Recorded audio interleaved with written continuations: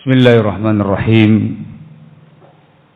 إن الحمد لله نحمده ونستعينه ونستغفره ونعوذ بالله من شرور أنفسنا ومن سيئات أعمالنا من يهده الله فلا مضل له ومن يضلل فلا هادي له وأشهد أن لا إله إلا الله وحده لا شريك له وأشهد أن محمدا عبده ورسوله يا أيها الذين آمنوا اتقوا الله حق تقاته ولا تموتن إلا وأنتم مسلمون يا أيها الناس اتقوا ربكم الذي خلقكم من نفس واحدة وخلق منها زوجها وبث منهما رجالا كثيرا ونساء واتقوا الله الذي تساءلون به والأرحام إن الله كان عليكم رقيبا يا أيها الذين آمنوا اتقوا الله وقولوا قولا سديدا يصلح لكم أعمالكم ويغفر لكم ذنوبكم ومن يطع الله ورسوله فقد فاز فوزا عظيما أما بعد فإن أصدق الحديث كتاب الله وخير الهدي هدي محمد صلى الله عليه وعلى آله وسلم وشر الأمور محدثاتها فإن كل محدثة بدعة وكل بدعة ضلالة وكل ضلالة في النار أيها الناس. Ikhwana fiddin a'azzakumullah, alhamdulillah, puji syukur, tahmid kita panjatkan semata kepada Allah Jalla wa'ala, yang mana pada kesempatan malam hari ini Allah Jalla wa'ala memberi kemudahan kepada saya pribadi bisa ziarah kepada para asatidzah yang ada di Purwakarta, ziarah di Ma'had yang mulia ini, dan untuk kali pertama ini tahun 2023 ini baru menginjakkan kaki di Purwakarta. Alhamdulillah ala taufiqihi wa taysirih. Wabil khusus min bab man la yashkurillah, man la yashkurin nas la yashkurillah. Bil khusus ana pribadi mengucapkan terima kasih banyak, jazakumullah khair, kepada Al-Ustaz Abu Salim Hamzah Bajri wa akhul Mifdal Abu Ammar Abdullah Bajri atas khidmatnya, istiqbalnya yang luar biasa tadi main ke rumah beliau, dan juga kebaikan beliau selama ini kepada saya pribadi dan keluarga saya susah dilupakan kebaikan beliau selama ini. Dan juga terima kasih banyak kepada Al-Ustaz Al-Fadil Mahmud Barjif yang memberikan kesempatan kepada anak untuk duduk di depan antum, diberi kesempatan untuk memberikan tausiah kepada antum sekalian. Walhamdulillah ala taufiqihi wa taysirih wa ni'amihi wa minani. Ikhwan fillah azakumullah, pada kesempatan yang singkat ini saya hanya ingin mengingatkan sebuah nikmat. Sebuah nikmat yang begitu besar, yang begitu agung. Nikmat ini mauhibah minallah Jalla wa'ala. Betul-betul murni anugerah besar. Mauhibah, betul-betul anugerah besar minallah Jalla wa'ala. Tidak ada seseorang pun yang sanggup untuk mendatangkannya atau memberikannya bila Allah enggak menghendakinya. Sebuah kenikmatan yang mungkin dianggap ringan, remeh, kecil oleh banyak pihak. Sebuah kenikmatan yang mungkin dalam pandangan kaum muslimin bukan sebuah kenikmatan. Namun dalam pandangan syariat itu merupakan nikmat yang begitu besar, nikmat yang begitu agung. Sebuah kenikmatan bukan dalam bentuk materi, bukan dalam bentuk fisik. Sebuah kenikmatan Barang siapa yang berada pada kenikmatan itu, dia akan merasakan sebuah kenikmatan besar dalam kehidupannya, dalam muamalahnya, dalam interaksinya, dalam kehidupan duniawiyahnya, bahkan berlanjut pada urusan diniyahnya, keistiqomahan dia, bahkan nanti sampai yaumul qiyamah. Barakallahu fikum. Nikmat itu ialah nikmatul ukhuwah. Nikmat bisa bersaudara, merajut tali persaudaraan sesama muslim, lebih khusus sesama muslim di atas sunnah, sesama ahlu sunnah, ukhuwah Islamiyah di atas sunnah. Ini sebuah kenikmatan yang luar biasa. Allah mengingatkan dalam Al-Quranul Karim di Ali Imran, "Wadhkuru ni'matallahi 'alaikum, wadhkuru ni'matallahi 'alaikum, idh kuntum a'da'a, fa'allafa baina qulubikum fa'asbahtum bi ni'matihi ikhwana." Ini ayat berkaitan dengan orang-orang Yathrib zaman dahulu, sekarang kota Madinah.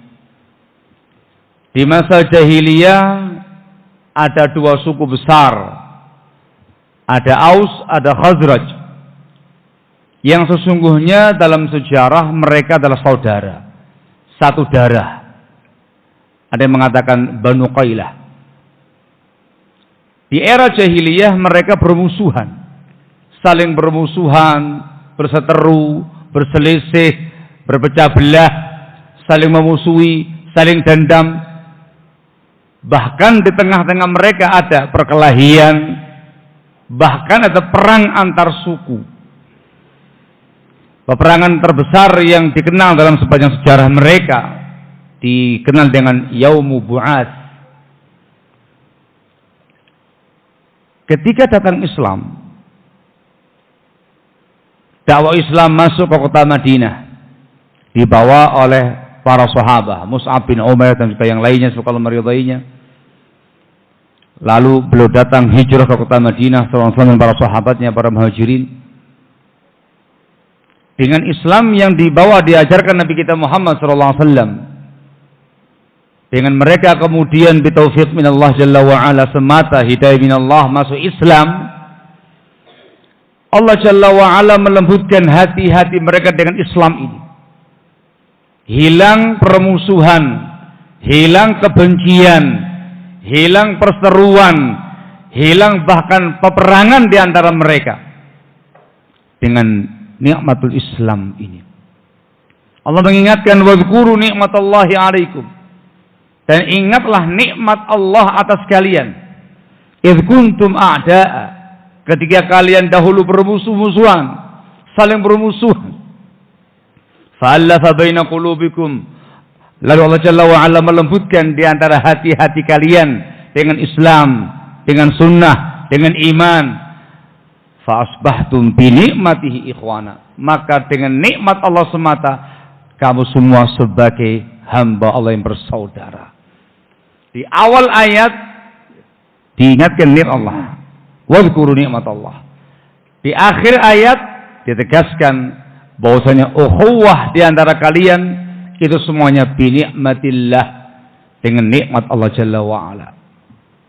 Yang dahulunya permusuhan, tidak ada permusuhan, tidak ada persengketaan, tidak ada perselisihan, tidak ada pembunuhan, tidak ada peperangan, bersaudara, menjadi muslimin, menjadi mukminin, dan mereka semua dikenal sebagai sahabat Al-Ansar, pembela dakwah Nabi kita Muhammad sallallahu alaihi wa ala alihi wasallam. Hanya Islam, taufik minallah, hanya dengan bimbingan sunnah, taufik minallah, semuanya bisa bersatu. Ukhuwahnya, ukhuwah Islamiyah, ukhuwahnya, ukhuwah Islamiyah ala sunnah. Ingat, fa asbahtum bi ni'matihi ikhwana. Nikmat Allah ya ikhwan. Disebutkan dalam sebuah riwayat, disebutkan oleh Ibnu Katsir dalam tafsirnya Al-Anfal ayat yang ke-62, membawakan riwayat dari Abdah bin Lubabah rahimahullah, salah seorang tabi'i. Dia berjumpa dengan Mujahid, Imam Tabi'in pada masanya, Mujahid bin Jabal al-Makki rahimahullah. Ketika berjumpa, Mujahid menjabat tangannya Abdah ini. Dijabat tangannya, tersenyum kepadanya. Sambil mengatakan, tidaklah berjumpa dua orang muslim lalu mereka berjabat tangan, tersenyum kepada saudaranya, melainkan Allah Jalla wa'ala akan menggugurkan dosa-dosa mereka berdua sebagaimana gugurnya dedaunan dari pohon-pohonannya. Kalimat ini dari Mujahid dan dia marfu. Ada hadis dari beliau SAW yang sahih yang mengandung makna yang sama. Keutamaan berjumpa dengan muslim, saling tersenyum, saling musafahah jabat tangan, keutamaannya akan gugur dosa mereka berdua. Mendengar ucapan Mujahid, si Abdah mengatakan, inna hadza la yasir. Ringan sekali, mudah sekali, enteng sekali, ketemu, senyum, jabat tangan, kuliah setiap hari kita lakukan, enteng sudah. Antum Masya Allah ketemu, Masya Allah, kepala luar biasa, ringan sekali. Aidi, inna hadza la yasir, kata Abdah. Maka Mujahid mengatakan, la taqul hadza, kamu jangan mengatakan seperti itu. Allah mengatakan dalam firman-Nya, wa allafa baina qulubikum, Al-Anfal. Wa allafa baina qulubikum, dan Allah Jalla wa ala yang melembutkan di antara hati-hati kalian. Lau anfaqta ma fil ardi jami'an ma allafta baina qulubihim walakin Allah allafa bainahum. Allah mengatakan kepada Nabi kita Muhammad SAW, kalau seandainya engkau wahai Nabi SAW menginfakkan, membelanjakan semua yang ada di muka bumi ini, ma allafta baina qulubihim, engkau tidak akan bisa melembutkan hati-hati mereka, tapi Allah lah yang melembutkan hati-hati mereka. Jangan mengatakan begitu. Jangan dikira enteng ketemu saudara muslim, ketemu sama-sama sunni salafi, berjumpa, mengucapkan salam, jabat tangan, apalagi yang dari jauh mu'anaqah, tanya kabar, kefalak, Masya Allah. Jangan dikira remeh. Itu bukan perkara ringan, bukan perkara sepele, bukan perkara yang ringan. Itu perkara besar. Itu nikmat Allah yang sangat besar. Itu taklif minallah. Allah Jalla wa'ala yang melembutkan hati orang-orang tadi, muslimin tadi. Nabi kita Muhammad tidak sanggup.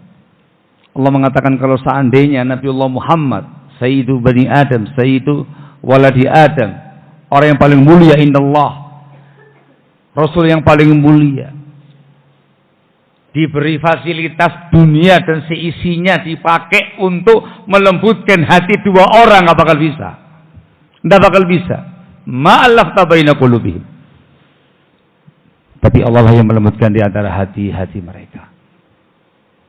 Ini fikihnya salaf. Katanya Abdah, fa'alimtu annahu afqahu minni. Maka saya tahu sekarang, Mujahid lebih faqih daripada saya. Nikmat yang sangat besar. Itu merupakan mauhibah minallah ta'ala semata. Ketika kita bisa berjumpa dengan saudara muslim, tidak ada kebencian dalam hati, tidak ada permusuhan dalam hati, tidak ada kedongkolan dalam hati, yang ada persaudaraan lillah wa fillah wa ala ta'atillah, ukhuwah sunnah. Berjumpa dengan mereka, semata-mata berjumpa dengan mereka, berjabat tangan dengan mereka, itu pahalanya gugur dosa-dosa mereka semua. Itu nikmat yang sangat besar, bukan perkara yang ringan. Apalagi kita zawur, saling menziarahi, apalagi diberi kesempatan tawasi bil haq, tawasi bil sabr seperti ini, tanasuh, saling menasihati, itu luar biasa. Itu semua dikarenakan ukhuwahnya ala sunnah, satu hati, ulfahnya sama. Ketika sama-sama ala Islam, sama-sama ala sunnah, bisa seperti ini. Dan itu bukan perkara ringan, itu perkara yang besar, nikmat yang sangat besar, yang wajib kita syukuri, yang wajib kita jaga. Hanifidina azakumullah. La qadarahullah, kalau seandainya Allah cabut nikmat ini, Allah cabut nikmat ulfah ini, Allah cabut nikmat ukhuwah ini, la qadarahullah. Semoga Allah Jalla wa'ala senantiasa menganugerahkan nikmat yang bagi kita semuanya. Amin ya rabbal alamin. Kalau dicabut, Tidak bakal bisa satu orang pun yang menyatukan dua orang yang bertikai. Tidak usah banyak orang yang ribut. Hatta dua orang yang bertikai, berselisih, berpecah belah, bermusuhan, tidak bakal ada seorang pun yang mampu untuk menyatukannya lagi. Jangankan kita, jangankan orang-orang alim kita, orang-orang tua kita, para pembesar-pembesar kita, dari kalangan tokoh-tokoh kita, ulama-ulama kita. Jangankan mereka, Nabi kita Muhammad SAW, Allah menegaskan dalam ayat tadi, tidak bisa. Ketika Allah mencabutnya, ketika dia memberikan taufik untuk itu, tidak bakal bisa. Yang ada adawah, permusuhan, yang ada baghdha, kebencian, yang ada hiqdun, dendam, yang ada hasad, yang ada perselisihan, perseteruan, perpecahan, itu yang terjadi. Baru tahu ternyata selama ini yang dirasakan nikmat besar. Ternyata selama ini ketemu dengan ikhwah, menyampaikan salam, assalamualaikum, waalaikumsalam, kif halak khair, itu nikmat yang sangat besar. Baru terasa ketika ada permusuhan di antara mereka berdua, dan ada yang mampu untuk mengakurkannya lagi. Ya Allah ya akhi, sahibak, temui dia, salim alaih. Lah ya Pak, salim alaih. Ketemu wajah dia sudah enggak. Nek ciri Jawa Timur gak kolu. Nanti gak kolu ya. Nanti gak kolu. Apa kalau pada sini gak kolu itu? Agak sedikit anu lah ya. Nah ya kok ketemu salam, jabat tangan, musafahah, senyum kefalak, lihat wajah dan ya kita kira Muslim, nah Muslim. Sahibak kan dulu, sekarang alafu, maafi sahib. Ada apa ini? Tidak ada apa-apa. Ya ketemu pas ketemu. Sudah antum minta, ya Allah fulan, akurkan mereka. Ya Allah, tidak. Ya Allah fulan, atau orang Purwakarta maju semua untuk mengakurkan mereka berdua bertiga bakal bisa. Kenapa? Allah nggak mengizinkan. Allah nggak mengizinkan. Allah tidak mentaklif hati-hati mereka. Dicabut taklif tadi. Dicabut nikmat tadi. Tidak bakal bisa. Lewat Purwokerto, se-Indonesia, Purwakarta bukan Purwokerto, se-Indonesia, hatta satu dunia nggak bakal bisa. Nas ayat, Nabi kita Muhammad SAW, seorang Nabi, seorang Rasul, dikasih fasilitas, dipersilakan membelanjakan, menginfakkan semua yang ada di muka bumi untuk ini, tidak bisa. Hanya Allah yang bisa. Allah yang memberikan mauhibah, dibahasakan mauhibah, itu anugerah murni dari Allah Jalla wa'ala semata. Maka ya Nabi Tina Azzaikumullah, jagalah ukhuwah ini. Sadari, resapi, dan hayati, ini merupakan nikmat besar minallah. Bukan perkara yang ringan. Ya, semata-mata berjumpa, jabat tangan, musafahah, salam, itu nikmat besar minallah. Besar keutamanya. Apalagi lebih daripada itu. Jagalah. Apalagi ukhuwahnya ukhuwah baina salafiyin, Ahlussunnah wal Jamaah salafiyin, lebih besar lagi. Apalagi ukhuwahnya baina talabatul ilm, para santri-santri yang lagi belajar, lebih agung lagi. Jaga ukhuwah di antara antum semua para santri, jaga muamalah, jaga akhlak, jaga adab, jaga pergaulan yang bagus. Apalagi yang lebih utama lagi, ukhuwah di antara para sahib lama, itu lebih agung lagi. Ukhuwah di antara para duat ilallah, itu lebih agung lagi.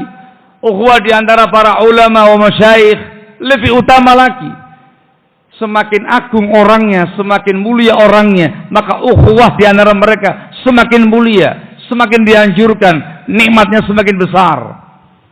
Ayat di atas itu konteksnya muslim secara umum. Apalagi yang lebih dari semata-mata muslim, akhuk muslim, akhuk sunni, akhuk salafi. Ini sahibak min zaman, sahibak. Ini akhuk fillah, ini akhuk fi dirasah. Teman kamu seasrama, sepondok pesantren, ada akhuk fi dakwah. Itu lebih agung lagi ukhuwahnya, lebih ditekankan lagi, lebih harus lagi, lebih wajib lagi. Dan nikmatnya lebih besar lagi, barakallahu fikum. Perjumpaan dua dai, dua ustadz, dua alim, dua syekh saling berjumpa, saling jabat tangan, saling mu'anaqah, salam di antara mereka. Itu lebih tinggi pahalanya dibandingkan muslimin secara umum. Mereka punya kemuliaan, ada fadilah dakwah di pundak mereka, fadilah ilmu di pundak mereka. Ketika mereka berukhuwah Islamiyah ala sunnah, lebih wajib dan lebih besar lagi pahalanya. Barakallahu fikum. Ini satu hal penting yang ingin saya ingatkan. Dan nikmat ukhuwah ini di era sekarang ini mahal. Mahal, barakallahu fikum. Nikmat ini, barakallahu fikum, sedang diperangi. Kalau saya membahasakan sedang diperangi, barakallahu fikum, oleh orang-orang yang bertanggung jawab. Dari kalangan hizbiyin, dari kalangan ashabul haul bid'ah, dari kalangan para dasais mutasattirun bis sunnah, orang-orang yang nampaknya ahlus sunnah padahal di dalamnya penuh dengan makar atas ahlus sunnah, tidak menginginkan adanya ukhuwah di antara ahlus sunnah dan menginginkan adanya persatuan di atas sunnah di antara ahlus sunnah.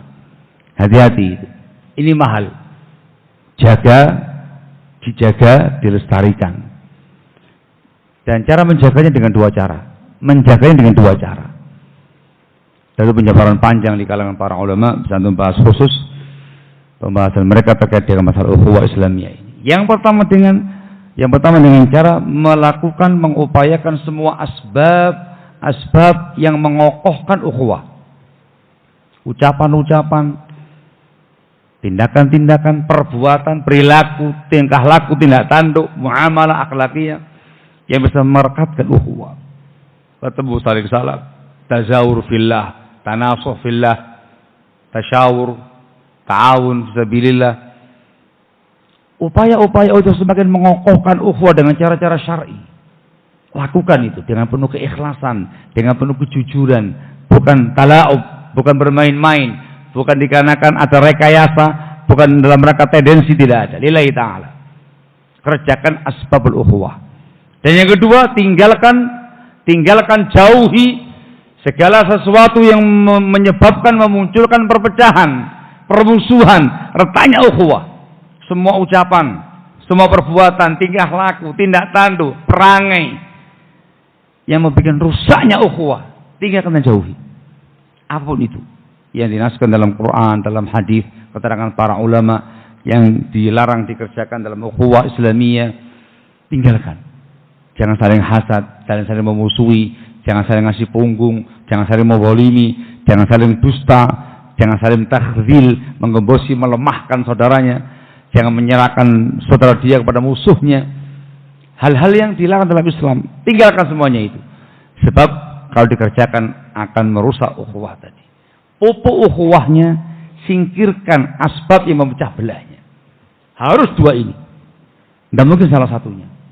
Semata-mata tidak, aku tidak memusuhi dia, aku tidak membenci dia, aku tidak hasad kepada dia, aku tidak dendam kepada dia. Mayakfi, tidak cukup. Harus ada poin yang kedua, upaya merajut, upaya memupuk, menumbuh suburkan ukhuwah yang ada ini.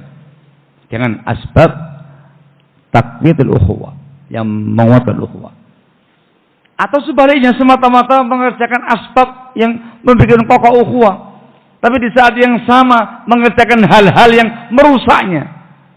Ini mayasyi, nggak mengobati, wala yarwi, nggak bikin orang seger dengan minuman tadi, dan percuma.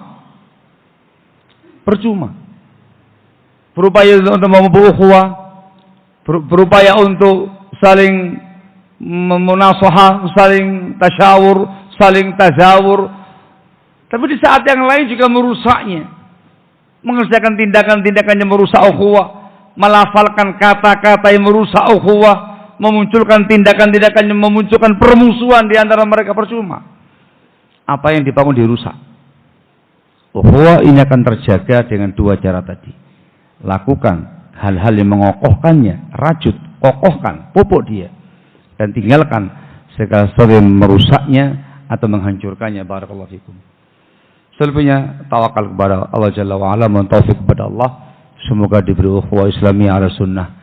Semoga salafiyin, du'atus sunnah, ulama sunnah, wal muslimin secara umum diberi taufik untuk bisa berukhuwah yang kokoh ala sunnah, dijauhkan dari hal-hal yang merusak ukhuwah mereka. Amin ya rabbal alamin. Saya sudah berbicara sekitar 25 menit. Kelebihan banyak. Awalnya kultum, tausiah, jadi 25. 7 dikalikan 1 tambah 4. Barakallahu fikum. Saya kira cukup sekian. Semoga manfaat. Semoga Allah Jalla wa'ala mengokohkan ukhuwah kita, melanggengkan ukhuwah kita. Perjumpaan kita pertama kali ini, perjumpaan yang mubarak insyaallah ta'ala. Dan semoga bukan yang pertama dan yang terakhir. InsyaAllah ta'ala. Ada kesempatan berikutnya untuk mengunjungi tempat ini. Barakallahu fikum. Semoga manfaat. Naktafi lahuna subhanaka wa bihamdik. Asyhadu an la ilaha illa anta. Astaghfiruka wa atubu ilaik. Barakallahu fikum.